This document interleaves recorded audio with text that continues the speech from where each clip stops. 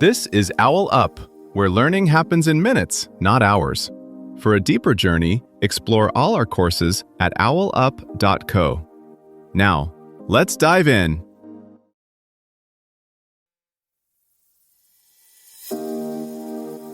Welcome to Chapter 1 of our series, Echoes of 1789, Unheard Stories of the French Revolution.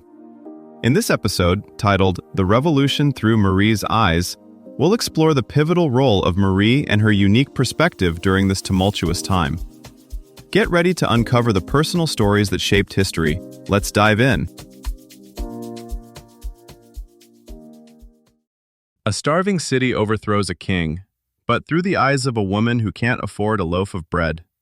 Marie stands in a bakery line, hears shouts about rights and liberty, and must decide: follow the crowd toward Versailles, or go home and hope her children eat tonight. 32 sous. That's the number echoing in Marie's mind. The day's wage her husband earns, and almost every coin now vanishes into a single loaf. Since the grain crisis of 1788 through 89, bread has swollen to nearly 4/5 of what a laborer brings home. Each sunrise feels like opening an empty cupboard and finding one more shelf stripped bare. News travels faster than bread. Talk of new assemblies, whispered names of deputies, rumors of citizens who finally have a voice. Yet Marie's world measures politics in crumbs and cues. While philosophers argue in salons, she overhears a different debate in the washhouse and the market stall. How long can a family live on soup stretched thinner than the hope that tomorrow's prices will fall? Outside, posters bloom on walls like urgent notices on a factory bulletin board. Calls to meet, to march, to speak. For women like Marie, the street is becoming a rough, improvised parliament. Today, the city hums with new sounds: drum beats from the National Guard, printers' presses clacking like looms turning ink into arguments, distant cheers from the latest speech in a crowded club.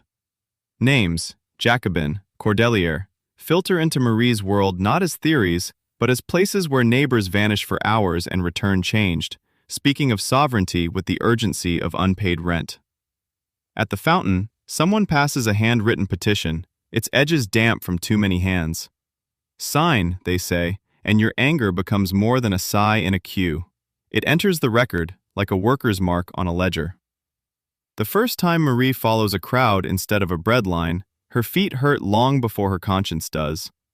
19 kilometers of mud, blisters, and shouted slogans. The road to Versailles is less a glorious march than an endless shuffle of wet skirts and growling stomachs. Beside her, fishwives curse like sailors, market sellers bargain for a place under a shared cloak, and someone up ahead manages to keep a drum beating in rhythm with their steps. History will condense this into a neat phrase: the October Women's March.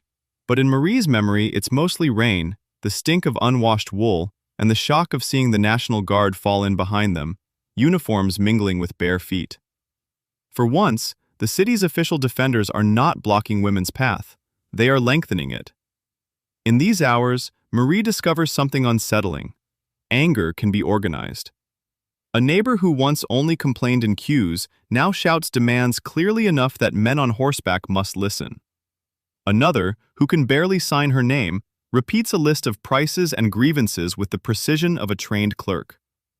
Later, pamphlets will praise the people as if it were an abstract force. Marie realizes the people has calloused hands and a hoarse voice. Back in Paris, the energy doesn't vanish when the mud dries. New clubs open their doors to spectators on the benches, and women like Marie slip in at the edges. They cannot vote there, but they can clap, hiss, and interrupt. Some nights, the commentary in the cheap seats steers the mood of the room as sharply as any orator at the podium. From these back rows, women begin drafting their own texts.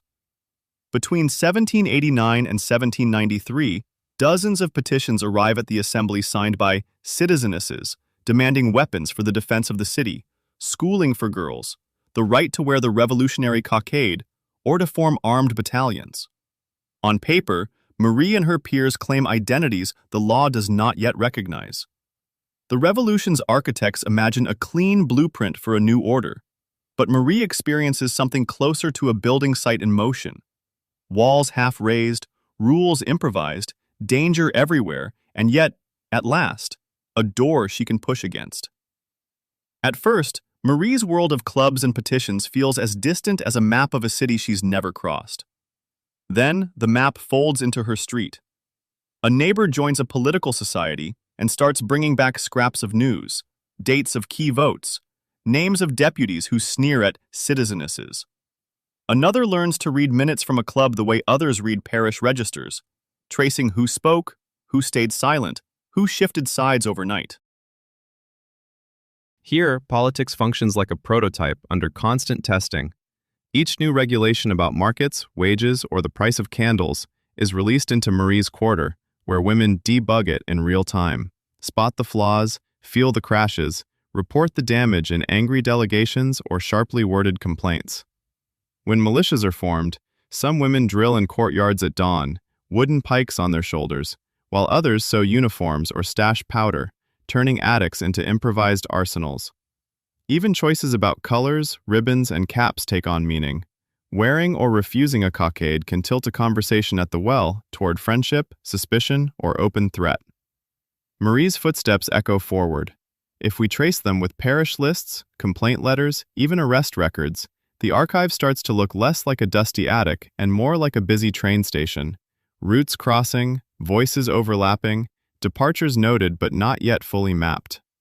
With digitized sources and AI, we can follow these routes at scale, spotting patterns no single reader could catch, and asking why so few monuments or street names mark where women once changed a city's direction. Marie's story won't appear on classroom timelines, but its traces survive in wage disputes, baptism notes, and police reports, the footnotes of history.